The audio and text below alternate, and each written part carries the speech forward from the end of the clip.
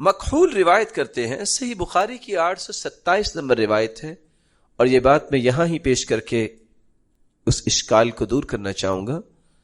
نہ جانے یہ کیوں کہا گیا کہ عورت کی نماز اور مرد کی نماز اور نہیں، مرد اور عورت کی نماز میں کوئی فرق نہیں ہے، فرق صرف لباس کا فرق ہے، اور یہ فرق نماز کا نہیں ہے کہ عورت کو کس طرح نماز پڑھنی ہے، مرد کو کس طرح نماز پڑھنی ہے، وہ طریقہ ایک ہی ہے۔ ہاں، عورت اور مرد کے لباس میں فرق کی بات کیوں کی گئی؟ مرد کس طرح لباس پہنے اور نماز پڑھے، مرد کے پاس اگر ایک ہی چادر ہے تو وہ ایک ہی چادر کو اپنے جسم پہ لپیٹ کے نماز پڑھ سکتا ہے، جبکہ عورت کے لیے حکم الگ ہے۔ اگر اس کا خمار دوپٹہ نہیں تو اس کی نماز نہیں ہوگی۔ یہ صحیح بخاری کی روایت ام الدرداء رضی اللہ تعالی عنہ کے بارے میں ہے۔ كانت ام الدرداء رضی اللہ تعالی عنہ تجلس في صلاتها جلسة الرجل۔ تشہد میں آپ نے سنا ہوگا یا دیکھا ہوگا، عورتیں اس طرح زمین کے ساتھ چمٹ کے بیٹھ جاتی ہیں، اور کہا جاتا ہے کہ عورت اس طرح بیٹھتی ہے۔ كانت ام الدرداء رضی اللہ تعالی عنہ تجلس جلسة الرجل وكانت فقیہ، صحابیات میں سب سے سمجھدار اور فقیہ عورت تھی، اور انہوں نے بیٹھنے کا انداز کیا بیان کیا ہے؟ وہ اسی طرح بیٹھتی تھی جیسے مرد بیٹھتے ہیں۔ اس لیے یہ کہنا کہ عورت کا بیٹھنا اور ہے اور مرد کا بیٹھنا اور ہے، رسول اللہ صلی اللہ علیہ وسلم سے اس بارے میں کوئی حدیث صحیح سند سے ہم تک نہیں پہنچی، اور نہ ہی وہ صحیح ثابت ہے۔ رسول اللہ صلی اللہ علیہ وسلم کے تشہد کی کیفیت کو آپ نے سمجھا۔ اگر آپ نے 2 رکعتیں ہی پڑھنی ہے تو پھر پہلا تشہد یا آخری تشہد ہے۔ اگر آپ نے 3 رکعتوں کی نماز پڑھنی ہے جیسے مغرب کی ہے تو پھر پہلے تشہد کی اور کیفیت ہے، اور دوسرے تشہد میں تورک بھی ہوگا۔ اگر 4 رکعت آپ پڑھنا چاہتے ہیں تو چوتھی رکعت میں جب تشہد بیٹھیں گے تو تورک ہوگا۔ تورک کیا ہے؟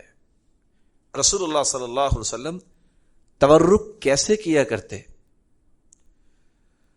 ابو حمید رضی اللہ تعالی عنہ سے روایت ہے، اور یہ روایت صحیح بخاری کی ہے 828 نمبر۔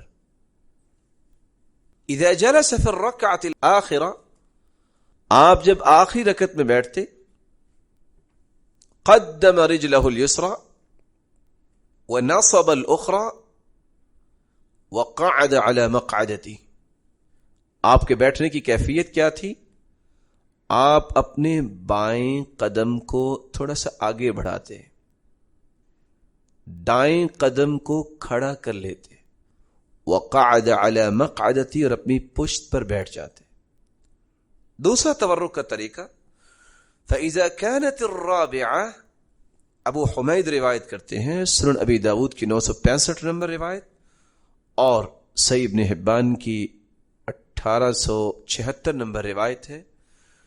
فإذا كانت الرابعة أفضى بوركه اليسرى إلى الأرض، آپ صلی اللہ علیہ وسلم اپنے بائیں کولے کو زمین پہ لگا لیتے، وأخرج قدميه من ناحية واحدة، اور دونوں قدموں کو ایک سائڈ سے نکال لیتے۔ عبداللہ بن زبیر رضی اللہ تعالیٰ عنہ کی تیسری روایت صحیح مسلم کی 579 نمبر روایت ہے۔ كان رسول اللہ صلی اللہ علیہ وسلم اذا قعد فی الصلاة، آپ جب نماز میں بیٹھا کرتے، جعل قدمہ الیسریٰ بین فخذہ والساق، آپ اپنے بائیں قدم کو پنڈلی اور اپنی ران کے درمیان کر لیتے، وفرش قدمہ الیمنی، اور اپنا دایاں قدم بھی بچھا لیا کرتے۔ رسول اللہ صلی اللہ علیہ وسلم سے یہ تینوں طریقے ہم تک پہنچے ہیں۔ ایک چوتھا طریقہ بھی یہ ہے، جیسے کہ عبداللہ ابن عمر رضی اللہ تعالی عنہ جب وہ پاؤں بچھا لیا کرتے تھے، ان سے کہا کہ آپ ایسا کیوں کرتے ہیں، پاؤں کو کھڑا کیوں نہیں کرتے؟ تو انہوں نے کہا ان رجلای لا تحملانی، میری ٹانگیں اور میرا پاؤں میرا وزن نہیں سہ سکتا. اس لیے شریعت کی یہاں بھی خوبصورتی ہے. آپ صلی اللہ علیہ وسلم جب تشہد میں بیٹھتے تو کون سی دعائیں کرتے؟ چونکہ آپ کو یہ دعائیں یاد ہیں، میں صرف صحابی کا نام لے کر اور ریفرنس کے ساتھ صرف دعائیں پیش کیے دیتا ہوں. سیدنا عبداللہ ابن مسعود رضی اللہ تعالیٰ عنہ سے مروی ہے، صحیح بخاری کی 831 نمبر روایت اور صحیح مسلم کی 895 نمبر روایت، کہ ہم اللہ کے رسول صلی اللہ علیہ وسلم کے پیچھے نماز پڑھتے تو اللہ کے رسول صلی اللہ علیہ وسلم نے جب ایک صحابی نے کہا السلام علی جبریل و میکائیل السلام علی فلان و فلان، تو اللہ کے رسول صلی اللہ علیہ وسلم نے فرمایا کہ اللہ ہی سلامتی دینے والے ہیں، السلام یہ اس کا نام ہے. جب تم نماز کے اندر بیٹھو تو تم یہ پڑھا کرو التحیات للہ والصلوات والطیبات السلام علیک ایہا النبی ورحمۃ اللہ وبرکاتہ السلام علینا وعلی عباد اللہ الصالحین. جب تم یہ کہہ دو گے فإنکم اذا قلتموها، جب تم یہ کہہ دو گے اصابت کل عبد للہ صالح، ہر نیک آدمی کو سلام پہنچ جائے گا. فی السماء والارض، خواہ وہ آسمانوں میں ہو یا زمینوں میں ہو. اشہد ان لا الہ الا اللہ وحدہ لا شریک لہ واشہد ان محمدا عبدہ ورسولہ. پھر آپ یہ پڑھتے اور آگے لفظ کیا حدیث کے ثم یتخیر من المسألۃ ما شاء، پھر جو آپ چاہتے ہیں دعا اس کے بعد پڑھ سکتے ہیں. کون سی دعا؟ جو حدیث سے ثابت ہوگی. یہاں رک کے میں ایک بات کا اضافہ کرنا چاہوں گا. آج مسلمان جب قرآن و سنت کی صحیح تعلیمات سے دور ہوتا ہے تو کس طرح فکری وائلنس کا شکار ہوتا ہے. سلام کی 3 قسمیں ہیں: سلام تحیہ، سلام دعا اور سلام متارکہ. سلام تحیہ مسلمان جب مسلمان کو ملتا ہے تو یہ سلام تحیہ ہوتا ہے. فَإِذَا حُيِّيتُم بِتَحِيَّةٍ فَحَيُّوا بِأَحْسَنَ مِنْهَا أَوْ رُدُّوهَا. جب کوئی سلام تحیہ کہے یا تو اسی طرح ہی جواب دو یا اس سے بہتر جواب دو. مثال کے طور پہ کسی نے کہا ہے السلام علیکم، وعلیکم السلام. السلام علیکم ورحمۃ اللہ، وعلیکم السلام ورحمۃ اللہ. السلام علیکم ورحمۃ اللہ وبرکاتہ، وعلیکم السلام ورحمۃ اللہ وبرکاتہ. یہ ہے جیسے کہا گیا تم ویسے کہو. فَإِذَا حُيِّيتُم بِتَحِيَّةٍ فَحَيُّوا بِأَحْسَنَ مِنْهَا، اس سے اچھا کہو. اور ردوها، یا اسے لوٹا دو. اچھا کیا ہوگا؟ السلام علیکم ورحمۃ اللہ وبرکاتہ. جواب کیا ہوگا؟ وعلیکم السلام ورحمۃ اللہ وبرکاتہ ومغفرتہ، جو سلسلہ صحیحہ کی روایت میں موجود ہے. اس سے زیادہ کسی حدیث میں الفاظ ثابت نہیں ہے.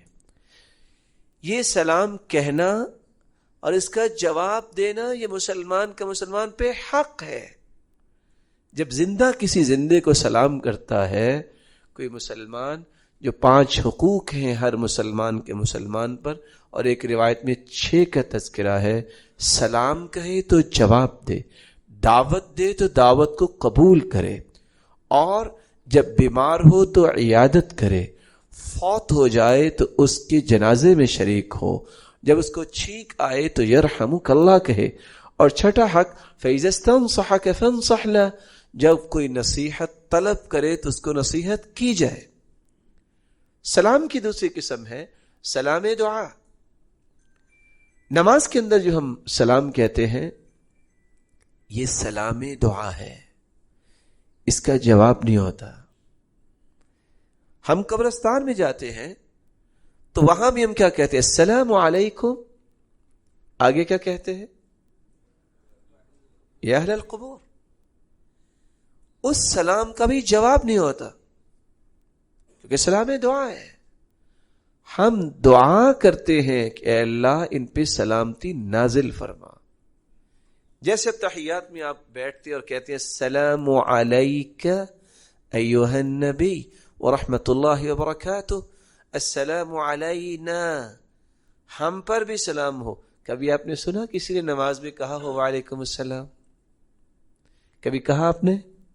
سلام دعا ہے. اس لیے دعا جو ہے اس کا جواب نہیں ہے. اس لیے یہ کہہ دینا چونکہ سلام تو ہم کہتے ہیں تو قبر والے سنتے بھی ہوں گے، وہ جواب بھی دیتے ہیں. کہاں لکھا ہے؟ میرے معزز، میرے محترم، بات وہ کرتے ہیں جس کا تذکرہ قرآن میں آ جائے، جس کا تذکرہ حدیث میں آ جائے. اگر کہیں تذکرہ آ گیا ہے تو انکار کس چیز کا؟ اور اگر اس چیز کا تذکرہ نہیں ہے تو یہ بات بنانے کا فائدہ کیا ہے؟ تیسرا سلام متارکہ ہے. سلام متارکہ کیا ہے؟ وَإِذَا خَاطَبَهُمُ الْجَاهِلُونَ قَالُوا سَلَامًا. جب کوئی جاہل کج بحثی میں پڑتا ہے، دماغ سوزی میں پڑتا ہے، آپ سے بحث کرنے لگ جاتا ہے، تو آپ کی کوئی ذمہ داری نہیں ہے کہ آپ اپنے بھی اخلاق کا گراف جو ہے گرا لیں. آپ کیا کہیں؟ میں آپ کو سلام کرتا ہوں. آپ بالکل بحث نہ کیجیے، آپ اس سے الجھیے نہیں، آپ اپنے تشخص کو مت گرائیے. عباد الرحمن کی نشانی یہ ہے اچھی بات کرو، نصیحت کرو، دعوت دو، احترام کے ساتھ، وقار کے ساتھ، نرمی کے ساتھ. اور اگر بحث پہ لڑائی پہ اتر آیا ہے، جناب السلام علیکم، میں بحث نہیں کر سکتا. لڑائی یہ مسلمان کا شیوا نہیں ہے. یہ اچھل ابھر کر خواہ دین کی بات بھی کہی جائے، اس سے قرآن نے منع کر دیا ہے. اور سچ کہا کچھ باتیں بنائی جاتی ہیں لیکن اس کا فائدہ نکل آتا ہے. کسی نے برف سے پوچھ لیا اور رائے تو اس کی اپنی ہی تھی، آپ اتنی ٹھنڈی کیوں ہو؟ کہا میرا ماضی بھی ٹھنڈا پانی ہے، میرا مستقبل بھی پانی ہے ٹھنڈا، گرمی کی مجھے ضرورت کیا ہے؟ انسان کی ابتدا بھی مٹی ہے، منہا خلقناکم، اور اس کی انتہا بھی مٹی ہے دنیا کے حساب سے. وفیہا نعیدکم، یہ مٹی سے بنایا گیا، مٹی میں چلا جائے گا. اکڑ کس بات کی؟ یہ اتنا اچھلنا کس بات کا؟ اس کو اپنی ذمہ داری ادا کرنی چاہیے. ان علیک الا البلاغ، بس تم پہنچا دو. پہنچانے سے مراد یہ نہیں ہے کہ تم مار دو یا کسی کو جو ہے وہ باتوں باتوں میں جہنم تک پہنچا دو، یہ تو کہیں نہیں لکھا. ان علیک الا البلاغ، احترام سے بات پہنچا دو. لست علیہم بمسیطر، آپ کو دروغے تو نہیں ہے. وما انت علیہم بوکیل، آپ کو نگران تو نہیں ہے. ان انت الا نذیر، آپ تو ڈرانے والے ہیں. لعلک باخع نفسک علی آثارہم، اگر کوئی نہیں مانتا تو ان کے پیچھے چل کے اپنے آپ کو ہلاک کر لیں گے. فلا تذهب نفسک علیہم حسرات، حسرت کرتے کرتے اپنی جان کو نہ مار لیں. یہ ساری آیات کیا بتا رہی ہیں؟ کہ جھگڑا کرے نہیں. سلام متارکہ یہ ہے اگر کوئی آپ سے لڑائی کرنا چاہتا ہے تو آپ بالکل لڑائی نہیں کریں گے، آپ سلام کہہ کے گزر جائیں گے. رسول اللہ صلی اللہ علیہ وسلم التحیات کے بعد درود کی تعلیم دے رہے ہیں. کعب بن عجرہ رضی اللہ تعالی عنہ کی صحیح بخاری کی روایت ہے 3370 نمبر. سوال کرتے ہیں اللہ کے رسول صلی اللہ علیہ وسلم سے، قد علمنا کیف نسلم کیف الصلاة علیکم اہل البیت، ہمیں یہ تو پتہ چل گیا کہ ہم نے سلام کیسے کہنا ہے، السلام علیکم. ہمیں درود کیسے پڑھنا ہے؟ تو صحیح بخاری کی روایت میں درود کون سا ہے؟ قولو، تم یہ کہا کرو، اللہم صلی علی محمد وعلی آل محمد کما صلیت علی ابراہیم وعلی آل ابراہیم انک حمید مجید، اللہم بارک علی محمد وعلی آل محمد کما بارکت علی ابراہیم وعلی آل ابراہیم انک حمید مجید. صحیح بخاری کی یہ روایت ایک مسلمان کو حرز جان بنانی چاہیے. اور آج امت درود پڑھنے سے بھی اپنے آپ کو دور کر چکی. اور اگر آپ یہ کہہ دیں کہ محروم ہونے کی راہیں اس نے اختیار کر لی تو مبالغہ نہیں ہوگا. جس دعا میں درود نہ ہو وہ دعا آسمان تک پہنچتی نہیں ہے. اور ایک مرتبہ درود پڑھنے سے فوائد کتنے ہیں؟ کتب اللہ لہ 10 حسنات، 10 نیکیاں لکھی جاتی ہیں. محا عنہ 10 سیئات، 10 گناہ معاف ہو جاتے ہیں. ورفع لہ 10 درجات، 10 درجات بلند ہو جاتے ہیں. اور دوسری روایت کے الفاظ ہیں وصلی اللہ علیہ وملائکتہ 70 صلاۃ. تم ایک مرتبہ درود پڑھو، اللہ رب العزت 70 رحمتیں نازل کرتے ہیں. تم ایک مرتبہ درود پڑھو، کھربوں کی تعداد میں فرشتے 70 مرتبہ تمہاری بخشش کی دعا کرتے ہیں. یہاں منت کرنی پڑتی ہے میرے لیے دعا کرنا، وہاں درود پڑھنے سے اللہ پابند کرتے ہیں فرشتوں کو دعا کرو اس کی بخشش کی. اس لیے رسول اللہ صلی اللہ علیہ وسلم نے درود سکھایا. التحیات کے بعد درود پڑھا جائے. اور سیدنا ابو بکر کی روایت جو صحیح بخاری کی 834 نمبر ہے اور صحیح مسلم کی 2809 نمبر ہے، آپ نے یہ دعا سکھائی. اس کے بعد جب ابو بکر صدیق رضی اللہ تعالی عنہ نے پوچھا کہ دعا سکھائیے جو میں تشہد میں پڑھ سکوں، تو آپ نے فرمایا قل، آپ یہ کہہ دیا کرو اللہم انی ظلمت نفسی ظلما کثیرا ولا یغفر الذنوب الا انت فاغفر لی مغفرة من عندک وارحمنی انک انت الغفور الرحیم. اور سیدہ عائشہ رضی اللہ تعالی عنہ کی روایت میں ہے کہ آپ صلی اللہ علیہ وسلم یہ دعا پڑھا کرتے. یہ صحیح بخاری کی 832 نمبر اور صحیح مسلم کی 1325 نمبر روایت ہے. دعا یہ ہے اللہم انی اعوذ بک من عذاب القبر واعوذ بک من فتنة المسیح الدجال واعوذ بک من فتنة المحیا والممات اللہم انی اعوذ بک من المأثم والمغرم. سیدنا علی رضی اللہ تعالیٰ عنہ کی روایت جو صحیح مسلم کی ہے 1809 نمبر، اس میں آپ دعا یہ کیا کرتے تھے جو علی رضی اللہ تعالیٰ عنہ کو سکھائی. اللہم اغفر لی ما قدمت وما اخرت وما اسررت وما اعلنت وما اسرفت وما انت اعلم به منی انت المقدم وانت المؤخر لا الہ الا انت. محجن بن ادرع کی روایت ہے اور یہ روایت سنن النسائی کی ہے 1301 نمبر اور سنن ابی داود کی 985 نمبر کہ جب نماز پڑھتے تشہد میں ہوتے تو یہ دعا کرتے اللہم انی اسألک یا اللہ بأنک الواحد الاحد الصمد الذي لم يلد ولم يولد ولم يكن له كفوا احد ان تغفر لي ذنوبی انک انت الغفور الرحیم. سیدنا انس رضی اللہ تعالی عنہ کی روایت میں جو سنن النسائی کی 1300 نمبر روایت ہے اور سنن ابن ماجہ کی 3858 نمبر روایت ہے کہ آپ صلی اللہ علیہ وسلم نے یہ دعا سکھائی اللہم انی اسألک بأن لک الحمد لا الہ الا انت انت المنان بدیع السماوات والارض یا ذا الجلال والاکرام یا حی یا قیوم. انی اسألک، میں اللہ تجھ سے ہی سوال کرتا ہوں. اور سیدنا انس رضی اللہ تعالی عنہ سے ایک دوسری روایت میں جو سنن النسائی کی 1299 نمبر روایت ہے اور جامع ترمذی کی 481 نمبر روایت ہے، اللہ کے رسول صلی اللہ علیہ وسلم نے ام سلیم کو یہ دعائیں سکھائیں. فرمایا سبح اللہ 10 مرتبہ سبحان اللہ کہہ دو، وحمدیہ بہ 10 مرتبہ الحمدللہ کہہ دینا، وکبریہ اور 10 مرتبہ اللہ اکبر کہنا، ثم سلیہ حاجتکی، پھر اللہ سے اپنی حاجات کا سوال کرنا. فروہ بن نوفل بیان کرتے ہیں کہ رسول اللہ صلی اللہ علیہ وسلم نے ان کو یہ دعا سکھائی جو سنن النسائی کی 1307 نمبر، سنن ابن ماجہ کی 3839 نمبر روایت ہے اللہم انی اعوذ بک من شر ما عملت ومن شر ما لم اعمل. اے اللہ مجھے ایسے عمل کی شر سے بچا جو میں کر بیٹھا اور اس عمل کے شر سے بھی بچا جو میں نے نہیں کیا. رسول اللہ صلی اللہ علیہ وسلم کے صحابی سیدنا ابو ہریرہ روایت کرتے ہیں اور یہ روایت سنن ابن ماجہ میں 38 سے 47 نمبر اور سنن ابی داود میں 792 نمبر میں ہے۔ اللہ کے رسول صلی اللہ علیہ وسلم نے حکم دیا ایک صحابی کو کہ تم یہ کہا کرو اسأل اللہ الجنہ واعوذ بہ من النار، اے اللہ میں تجھ سے جنت کا سوال کرتا ہوں اور جہنم سے پناہ مانگتا ہوں۔